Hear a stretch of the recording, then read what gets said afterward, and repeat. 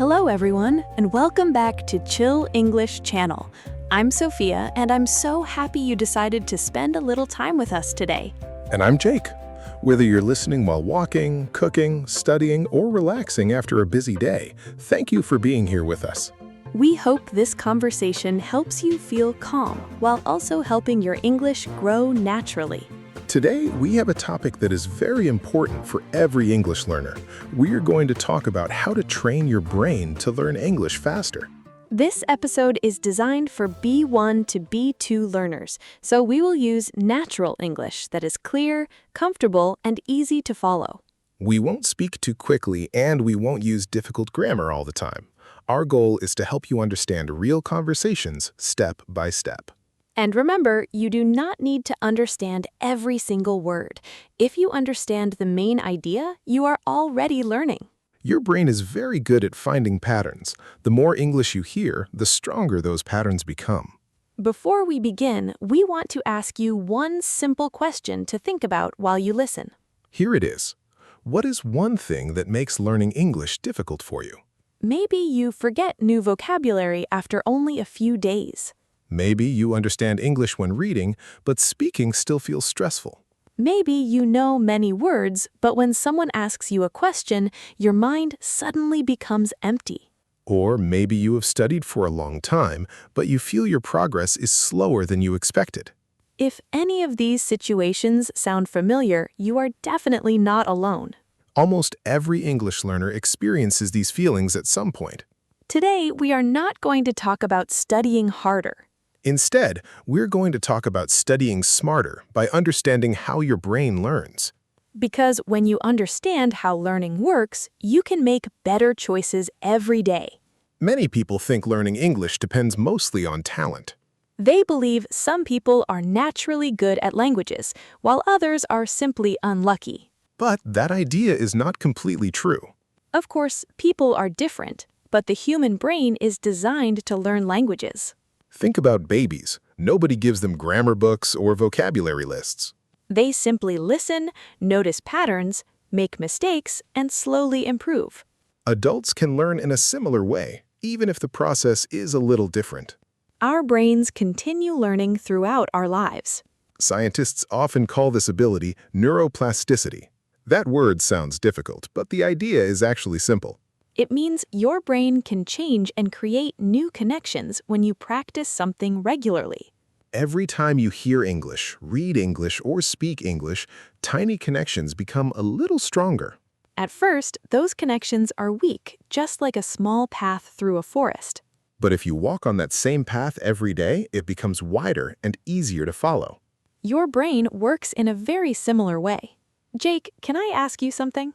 Of course. When you first started learning another language, what was the hardest part? Without a doubt, listening. Really? I thought speaking would be your answer. Speaking was difficult too, but listening was even harder, because every sentence sounded like one long word. I think many learners will understand that feeling. I remember listening to conversations and thinking, did they even stop to breathe?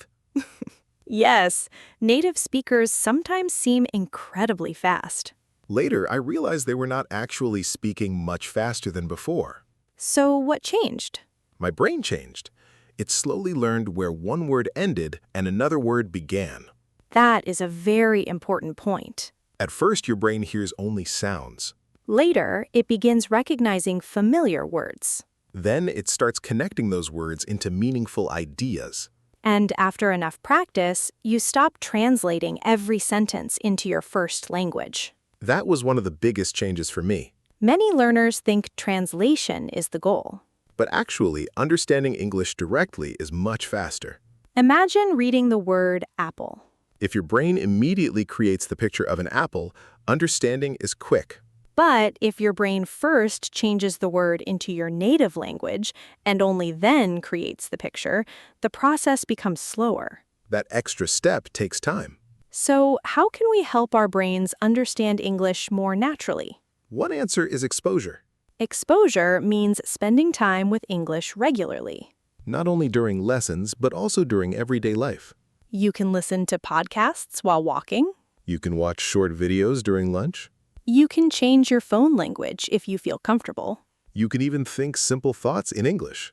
Some people worry because they only have 15 or 20 minutes each day. Honestly, that can already make a big difference. The brain likes repetition more than huge amounts of information all at once. Studying 4 hours one day and then stopping for 2 weeks is usually less effective than 20 minutes every day. Consistency teaches the brain that English is important. Then your brain begins paying more attention automatically. I like to compare it to buying a new backpack. How so? Before you buy it, you almost never notice that model. But after buying it, suddenly you see the same backpack everywhere. Exactly. Your brain decides that information matters. The same thing happens with English. When you use English every day, your brain starts noticing words, expressions, and pronunciation that it ignored before. It's almost like your brain quietly says, "Oh, I guess this language is important now." Yes, and then it begins collecting useful information without you even realizing it. That is why daily contact with English is much more powerful than waiting for the perfect moment to study. Another mistake many learners make is trying to memorize hundreds of words at the same time. I have definitely made that mistake. Me too. I once made a list with more than 100 new words. Let me guess. 2 days later, you remembered almost none of them. Exactly. My notebook looked impressive, but my memory disagreed. Our brains usually remember meaningful information better than isolated lists. So instead of learning random words, it's often better to learn words inside real conversations. When vocabulary appears inside a story or dialogue, your brain connects meaning, emotion, and context together. Those connections become much stronger than simple memorization. That is one reason conversations like this can be such a helpful way to improve English. We have talked about how the brain learns through repetition and meaningful exposure, but now let's look at another habit that can completely change the way you learn English. Yes, and this habit may surprise some people because it is not about studying more, it is about making your learning active instead of passive. Many learners spend hours listening or reading, and those activities are very valuable. But if you only receive information and never use it, your brain may decide that the information is not very important. Think about meeting someone at a party. You hear their name once, smile politely, and continue talking. The next morning, you may remember their face, but their name has completely disappeared. That happens because your brain did not have enough reason to keep that information. Now imagine that during the conversation, you say the person's name several times. You ask questions, repeat the name naturally, and maybe even introduce that person to someone else. Suddenly, the name becomes much easier to remember. The same idea works with English vocabulary. Reading a new word once is only the beginning. Using that word in your own sentence tells your brain, "Please save this because I need it." Jake, do you have a simple example? Sure. Imagine you learn the word confident. Many people would simply read the definition and continue. But a stronger approach is to make the word personal. For example, you could say, I want to feel more confident when I speak English. Or, my friend is very confident when giving presentations. Suddenly, the word is connected to real life. Those personal connections make learning much easier. Another helpful technique is explaining simple ideas in English. Some learners think they need advanced vocabulary before they can explain anything. But actually, simple English is powerful. Imagine looking at a cup on your desk. You can practice by saying, "This is my favorite cup. I use it every morning. It helps me drink coffee before work." Those sentences are not complicated, but they train your brain to think in English. Many learners wait until they know thousands of words before speaking. That often creates unnecessary fear. Speaking is not the reward after learning. Speaking is part of the learning process itself. Every conversation teaches your brain something new. Even when you make mistakes. Especially when you make mistakes. Exactly. Mistakes are not signs that learning is failing. They are signs that learning is happening. Sometimes people become embarrassed after saying something incorrectly. I understand that feeling because almost everyone has experienced it. I certainly have. Really? Tell us one story. Years ago, I wanted to compliment someone's cooking in another language. That sounds friendly enough. Well, instead of saying the food was delicious, I accidentally said something that meant the plate was beautiful. At least the plate received a wonderful compliment. Thankfully, everyone laughed kindly, and then they taught me the correct expression. Did you ever forget it after that? Never. That is interesting because the mistake actually helped your memory. Exactly. The funny moment made the lesson stronger. So instead of fearing mistakes, we can see them as memorable teachers. Of course, nobody enjoys making errors all the time.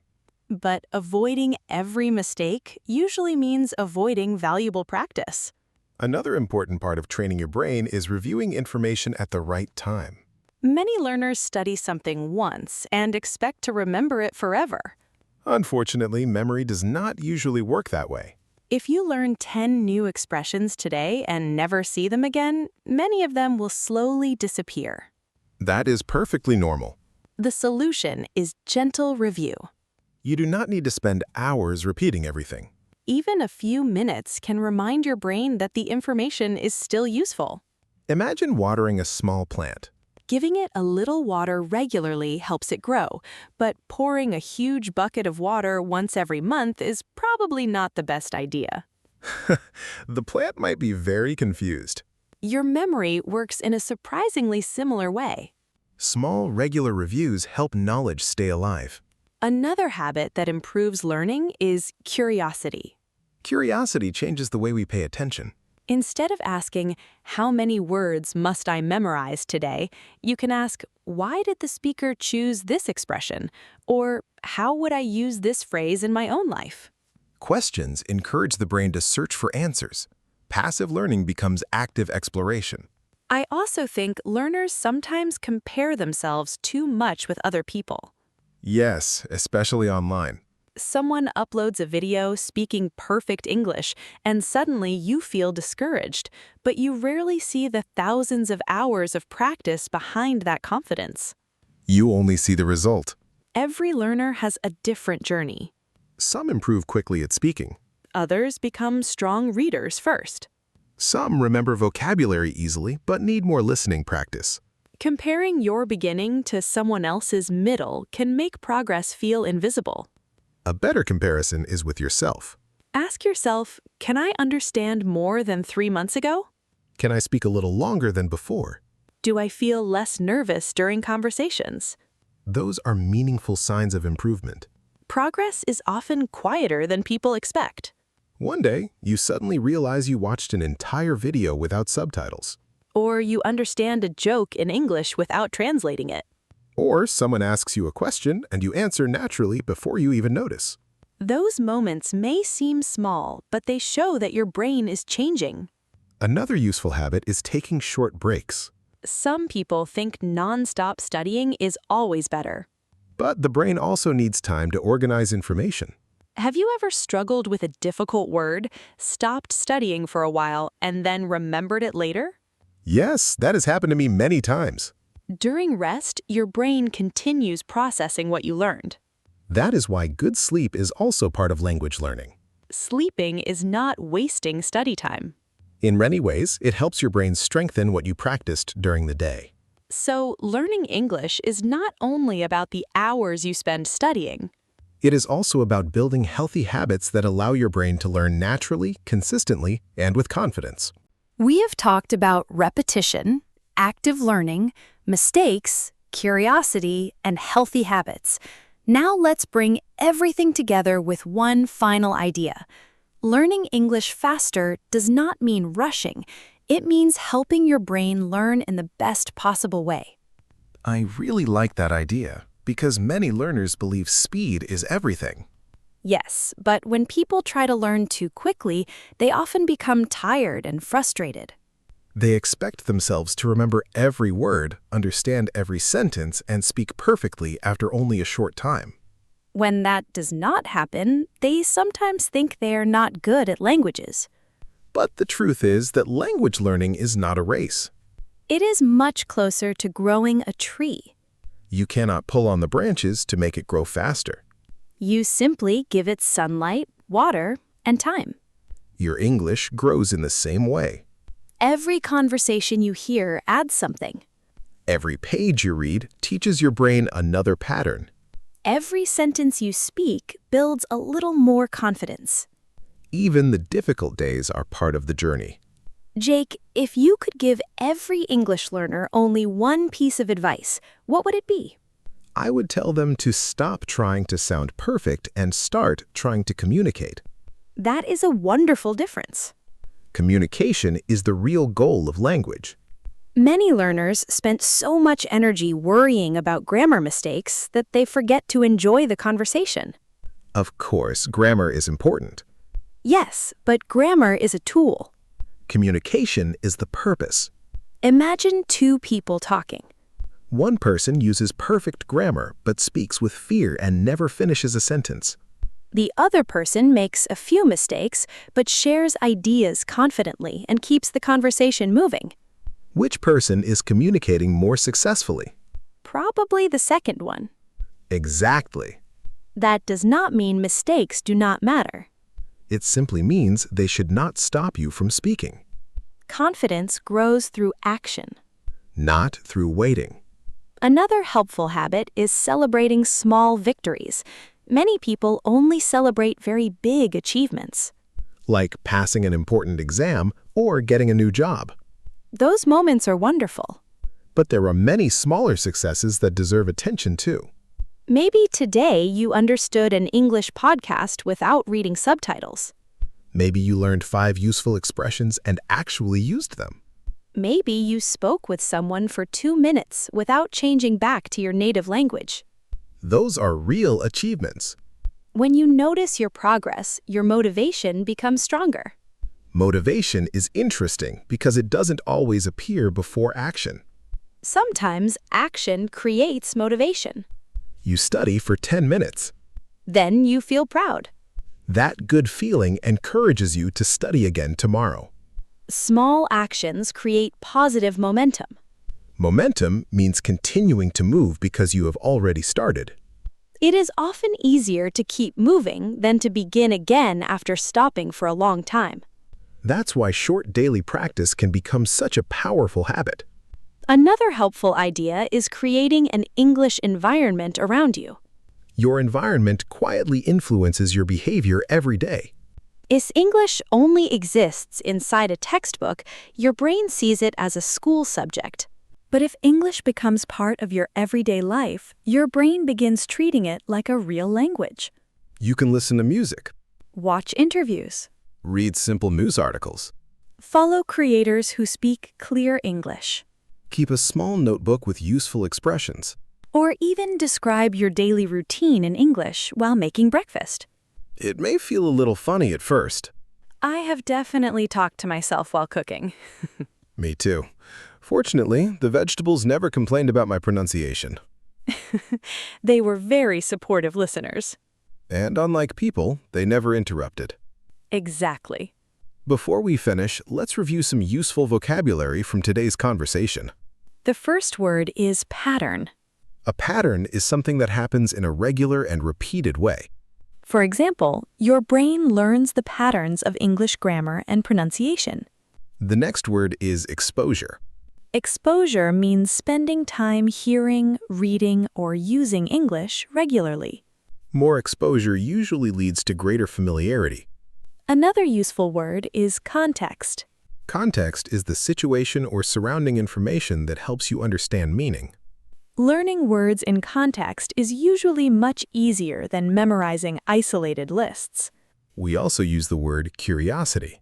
Curiosity means wanting to learn and discover new things. Curious learners often remember information more easily because they pay closer attention. Another important word is momentum. Momentum is the energy that helps you continue moving forward after you have started. We also talked about confidence. Confidence means believing that you can do something, even if you are still improving. Finally, we use the word consistent. Consistent means doing something regularly over time, instead of only once in a while.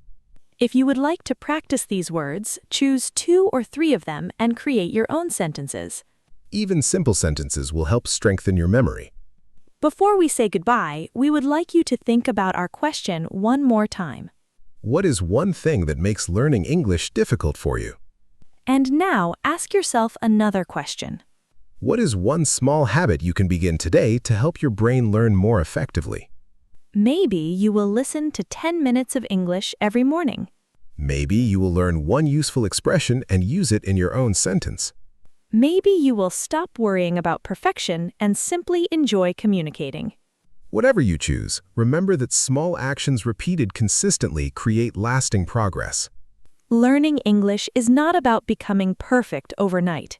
It is about becoming a little more confident every single day. Thank you so much for spending this time with us. We truly hope this conversation helped you learn something useful while also helping you relax. If you enjoyed this episode, please leave a comment and tell us where you were listening from and one habit that is helping you improve your English. We always enjoy reading your stories because every learner has a unique journey, and together we create a friendly community that encourages one another. Keep listening, keep practicing, stay curious, and remember that every sentence you understand today is another step toward the confident English speaker you are becoming. We'll see you again soon here on Chill English Channel.